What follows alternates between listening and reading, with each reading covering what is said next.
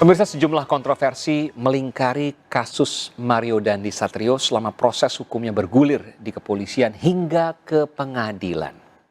Kasus penganiayaan yang dilakukan oleh Mario Dandi dijuluki publik sebagai kasus Sambo kecil, hidup dengan privilege dan merasa memiliki power luar biasa.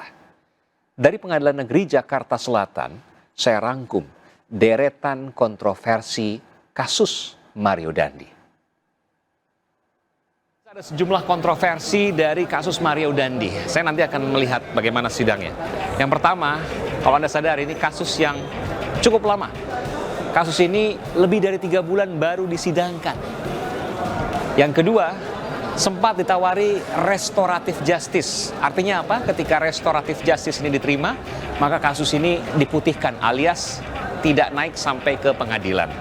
Yang ketiga, sempat terjadi insiden pengikat tangan atau cable ties ya, yang dimana didapati Mario Dandi memasang sendiri.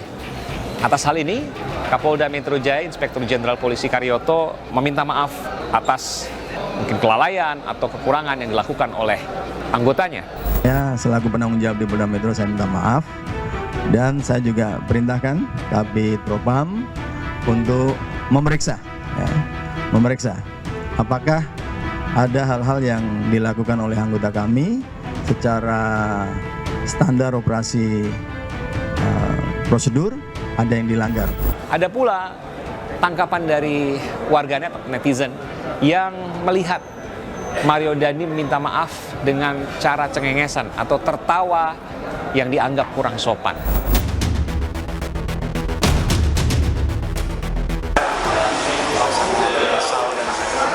Menyesal ya Mario ya, ya meminta maaf ya. Terakhir, ada kontroversi soal sepatu yang digunakan pada saat rekonstruksi kasus di Pesanggerahan Jakarta Selatan, di mana Mario Dandi dipinjamkan sepatu.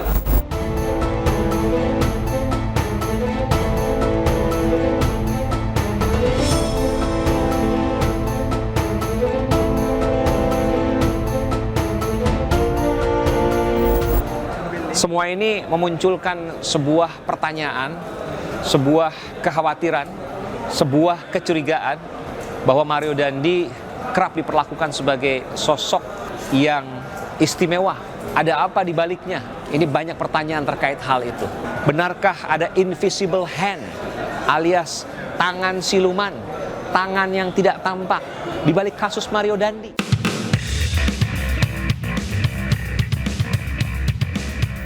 Pemirsa, ketika bicara soal invisible hand, tangan siluman, tangan tak terlihat, seolah ini inline atau sejalan dengan apa yang saya temukan beberapa waktu belakangan. Ketika saya mencoba untuk menggali dari mana sesungguhnya mobil mewah Rubicon itu. Mobil mewah Rubicon yang dititipkan nama dari seorang yang tinggal di gang di kawasan Mampang, Jakarta Selatan. Ternyata ada dugaan sosok orang yang diduga berpangkat Ajun Komisaris Besar Polisi yang berada di balik perlindungan atas nama Rubicon tersebut. Saya mencoba untuk mengingatkan Anda kembali terkait dengan dugaan invisible hand di kasus Mario Dandi.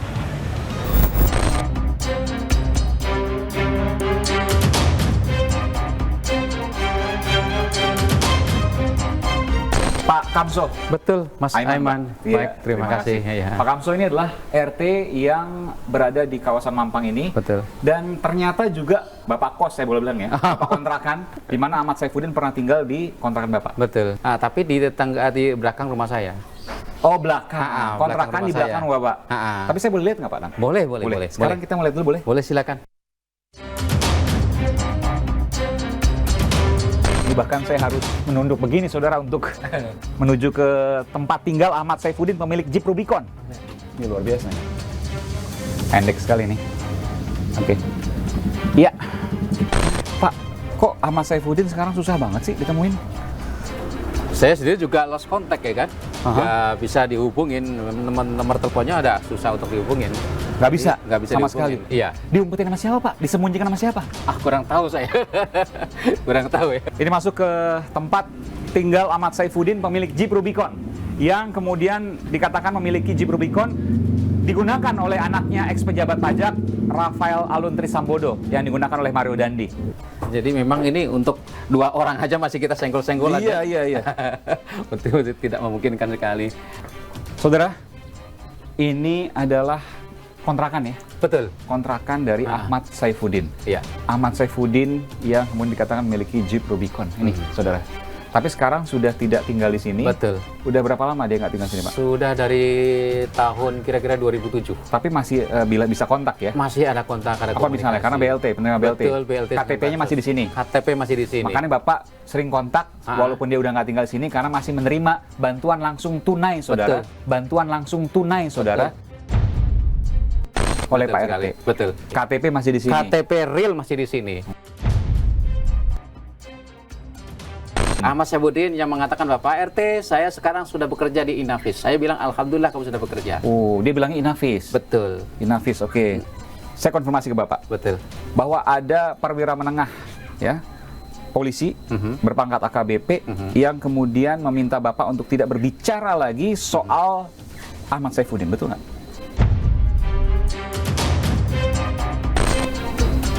Saya nggak sebutin namanya, Pak. Iya. Betul. Bilang apa yang bersangkutan? Ini eksklusif, saudara. Saya akan menyampaikan pada Anda. Bilang apa? Betul. Betul. Betul. Bilang apa, Pak? Nggak apa-apa, Pak. Ini kita terbuka. Kita negara demokrasi, kita terbuka. Nanti saya juga akan konfirmasi Baik. ke pihak Mabes Polri. Intinya saya mau memanggil saudara Ahmad Saifuddin untuk konfirmasi di sini, ya kan? Untuk menjelaskan artinya betul atau tidak KTP kamu dipinjamkan oleh seseorang. Itu aja sebenarnya selesai. Selanjutnya terserah bagian penyidik yang ada di atas. Dan si perwira menengah itu minta nggak usah diteruskan, udah diam saja. Dia bilangnya suruh bikin surat pemanggilan Dari kepolisian untuk saudara AS. Sedangkan Asep kan udah janji ke saya tadi, katanya mau ke sini, cuman konfirmasi doang, itu doang. Sini udah selesai loh Pak. Kan sudah klarifikasinya ke KPK. Jadi yang diminta klarifikasi dari wartawan itu soal keberadaan Pak Asep itu loh, dan kepemilikan Rubicon itu yang memang di BPKB dan STNK atas namanya Asep, itu aja Pak. Loh, keberadaan Asep kan ono iki kene. Nah, ketemu Asep terus harap apa? Masih ada satu penelusuran saya lagi di Pengadilan Negeri Jakarta Selatan. Saya menemukan hal yang unik, pemirsa. Apa itu? Saya akan segera kembali sesaat lagi. Tetaplah di The Prime Show with Aiman. Eksklusif. Ini saya baru menemui ini berkampanye, tapi ketika didatangi nggak mau diwawancara.